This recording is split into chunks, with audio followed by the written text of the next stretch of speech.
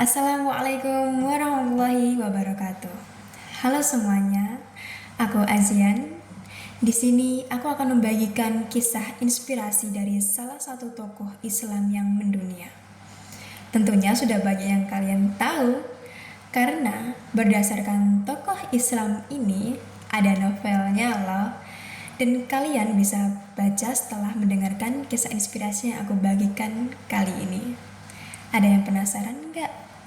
Siapa tokohnya? Ya, Sultan Muhammad Al-Fatih.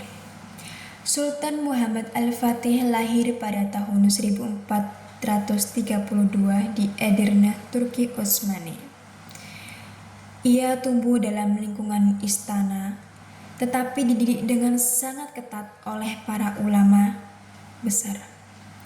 Guru-gurunya seperti Syekh Aksyamsuddin menanamkan nilai iman, akhlak, dan kecintaan pada ilmu. Sejak kecil, ia mempelajari Al-Quran, hadis, bahasa, hingga sains. Dan bahkan sebelum remaja, ia sudah menghafal Al-Quran dan menguasai beberapa bahasa. Dengan didikan inilah yang membentuknya menjadi pemimpin muda yang spiritual dan intelektual. Pada usia 19 tahun, Muhammad Al-Fatih naik tahta menggantikan ayahnya, Sultan Murad II. Ketika memulai kepemimpinan, ia langsung berhadapan dengan berbagai ancaman dari dalam maupun dari luar negeri. Namun, kecerdasan dan keberaniannya yang membuat ia mampu mengatasi semuanya. Pada saat itu, ia terus mengingat hadis Nabi tentang penaklukan Konstantinopel. Hadis tersebut menjadi semangat besar yang ia pegang.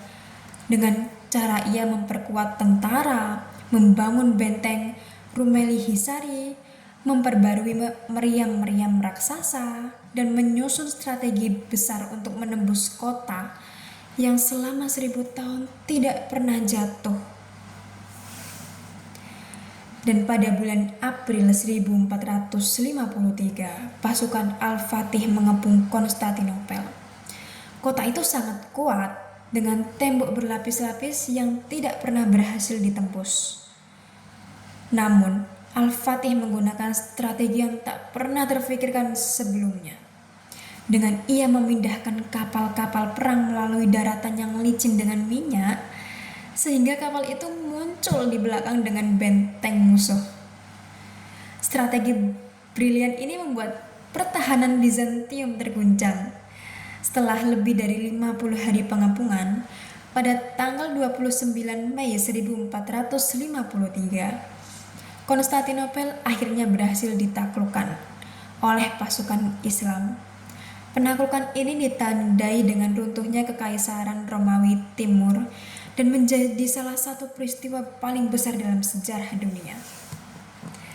Setelah kemenangan besar itu, Sultan Muhammad Al-Fatih tidak pernah bertindak kejam, namun ia justru memberikan perlindungan kepada semua penduduk, termasuk non-muslim. Ia memperbaiki kota, membangun sekolah, masjid, rumah sakit, dan menjadikan Konstantinopel yang kemudian dinamakan dengan Istanbul seperti sekarang sebagai pusat peradaban Islam yang maju. Ia melanjutkan ekspansi ke berbagai wilayah, memperkuat ekonomi, serta mengembangkan ilmu pengetahuan dan teknologi. Dengan di bawah kepemimpinannya, Turki Utsmani menjadi salah satu kekuatan terbesar di dunia.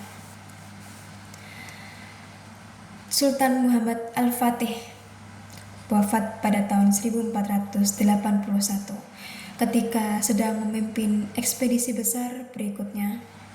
Meskipun wafat di usia sekitar 49 tahun, ia meninggalkan warisan yang sangat besar bagi dunia Islam dan sejarah manusia. Ia dikenang bukan hanya sebagai penakluk yang hebat, berakhlak mulia, berilmu, dan adil. Rasulullah SAW pernah bersabda bahwa sebaik-baiknya pemimpin adalah yang menaklukkan Konstantinopel, dan Al-Fatih membuktikan sabda tersebut.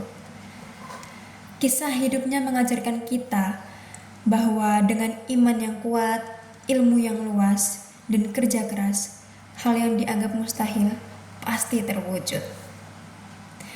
Itu saja mungkin yang bisa aku sampaikan untuk menginspirasi kalian kali ini. Assalamualaikum warahmatullahi wabarakatuh.